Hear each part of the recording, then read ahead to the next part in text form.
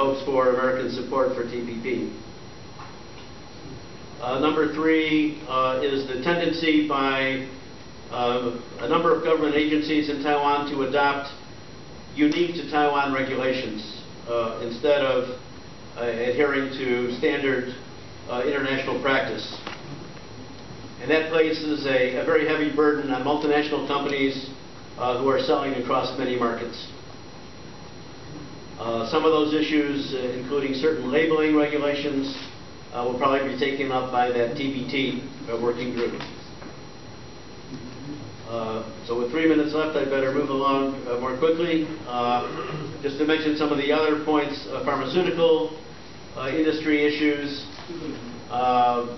Taiwan is probably one of the only countries, maybe the only market in the world where generic drugs can be reimbursed for 80% or maybe even more than 100% of the price given to the original drug. So that's protection of the locally made generics versus the imported originals. There's a similar problem for medical devices. And this has been discouraging drug and medical device companies from bringing the latest innovative products into the Taiwan market. It wasn't on my original list, but I should also mention education as another area that will need to be looked at. If you look around the Asian region, there are many American universities with branches or campuses in other countries, in China and Southeast Asia. The rules in Taiwan have made it almost impossible for a foreign educational institution to open that kind of center in Taiwan.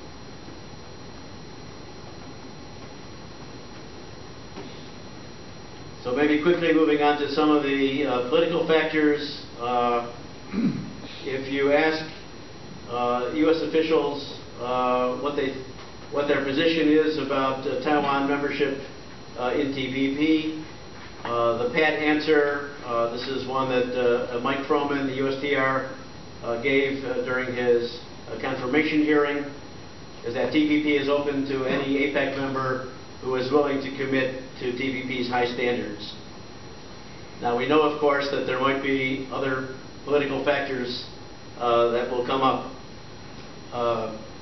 but I think it still is quite relevant that when American officials have gone on record to make that statement, if Taiwan does make an effort to liberalize, I think it will be hard to justify turning a back on Taiwan at that point.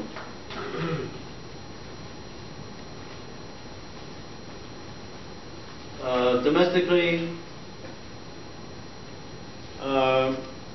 we've recently seen some encouraging developments, some reform programs within the Taiwan domestic policy. That there's a very interesting plan to establish free economic pilot zones, which would also include virtual zones, so you wouldn't have to be physically located in that site. That could be a boon to service industries and financial services, for example. So I think I need to wrap up. So let's even on the conclusions, I think maybe I'll just mention my last point, which is I believe Taiwan deserves TPP consideration as a major trading economy in the world, and its participation would be in the best interests of the United States. So after all, Taiwan is America's 11th largest trading partner. It's a vital partner with U.S. technology companies and global supply chains, and it's a vibrant force for democratic values in the middle of East Asia. I knew before coming to this conference that Taiwan's entry into TPP would face many challenges. Over the past day and a half, I think that process may be even more daunting than I realized, but I think it's still important for Taiwan to push forward. Thank you very much.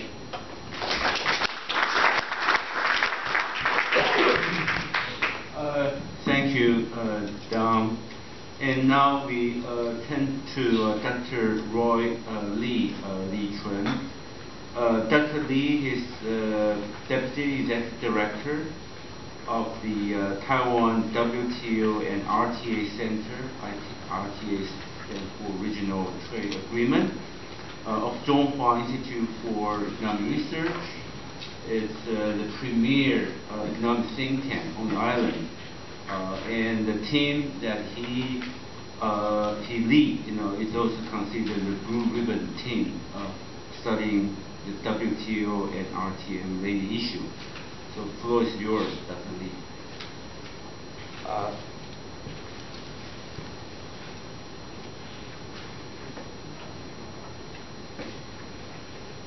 Thank you very much, Professor Chu, and our distinguished panelists, ladies and gentlemen. It's been a privilege to take this opportunity to share with you some of the works that we have been undertaking for the last 3 years in terms of Taiwan's preparation to join the TPP in the next couple of years. So I divide my paper into 3 major parts. The first part is to address on the economic importance of the TPP for Taiwan. And the second part is to use the TPP as a driving force for Taiwan to push through domestic reforms. The last one is the political implication. That means using TPP as a kind of policy insurance to address domestic concerns, especially on cross-strait economic tensions. My first part touches upon the economic importance of the TPP as for Taiwan. But for the last 2 days, this issue has been extensively discussed. So I'll spend less time on this part of my presentation. This slide is actually some additional elements that we will be adding to Professor Hu's presentation this morning. You can see clearly from this table that if FTA coverage is one of the major indicators for a trade-dependent country like Taiwan to decide the direction of FTA or any economic integration policy, you will see clearly that the TPP has a very important in economic terms as the major trading bloc that Taiwan should be putting all resources to join in the next 2 or 3 years. The total share of Taiwan's export to the TPP countries plus China, and of course including Hong Kong, accounts for roughly 71% of our total export.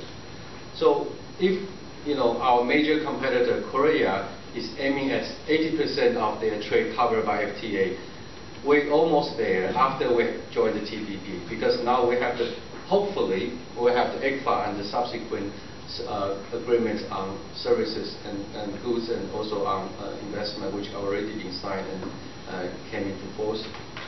And what's been addition, the only region outside this table will be the European Union. For the EU region, it accounts for roughly 8.5 to 9% of our export. So adding TPP plus the ECFA, which includes China, and if we have the chance to have an ECA or FTA with the European Union, then we'll be catching up with Korea's race or the game in FTA, the regional integration.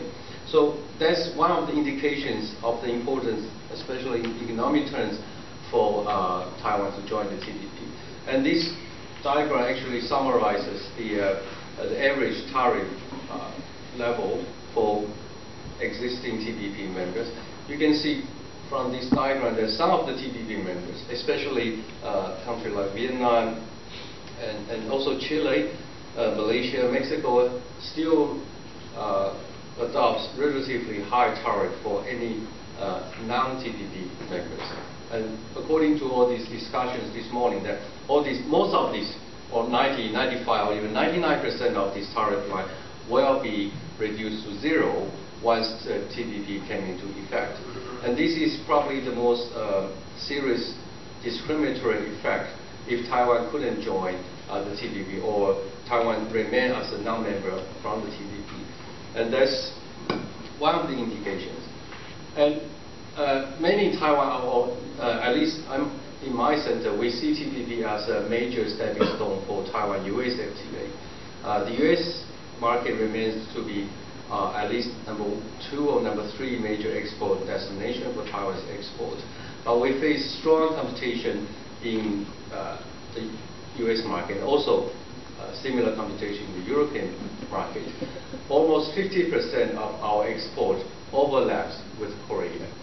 So we are not in complement with each other. We are in head-on competition with each other. So every extra unit that Korea is able to sell in the US market means what we will be selling less, 1 unit less in the same market. And roughly 33.5% of these exports in the US market face some kind of tariff as at today. And a quarter of this product that is facing some kind of tariff is subject to a tariff level at least 5% or above, something between 5 to 10%, which is phenomenal for most of the industry that is looking also only at a profit margin of 3 to 4%. So 5% tariff is quite a serious issue for most of these exporters from Taiwan. But of course, ICT sector remains to be one of the most important industry in Taiwan.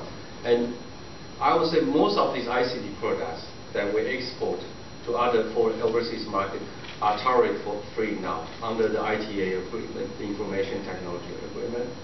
But you will see the products that are still subject to some kind of tariff include machineries, auto parts, and electronics, which are also our major export items.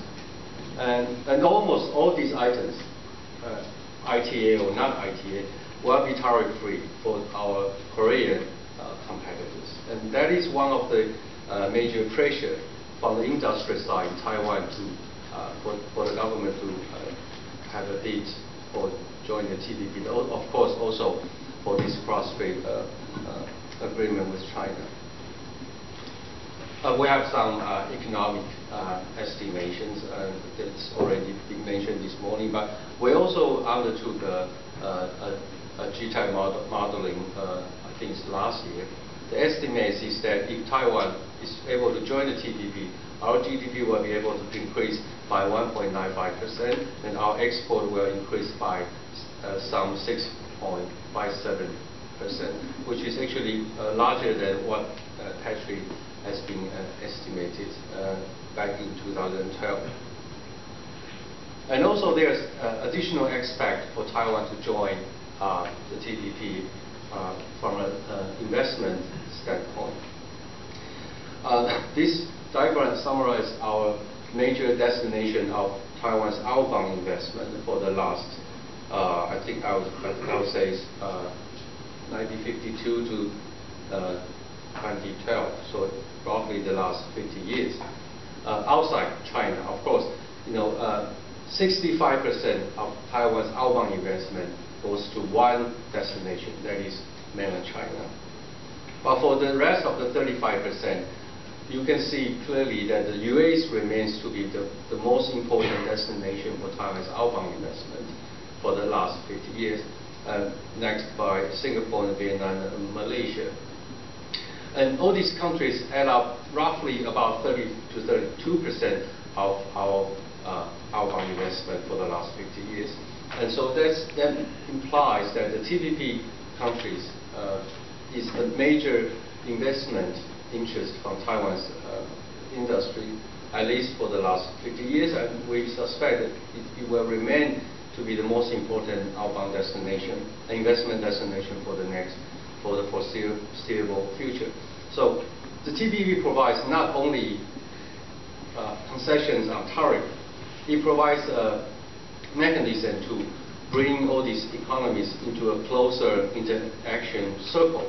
And that reflects perhaps TPP is one of the economic integration mechanisms that's more important than, say, RCEP, or even with mainland China. But I think the most important value for Taiwan to join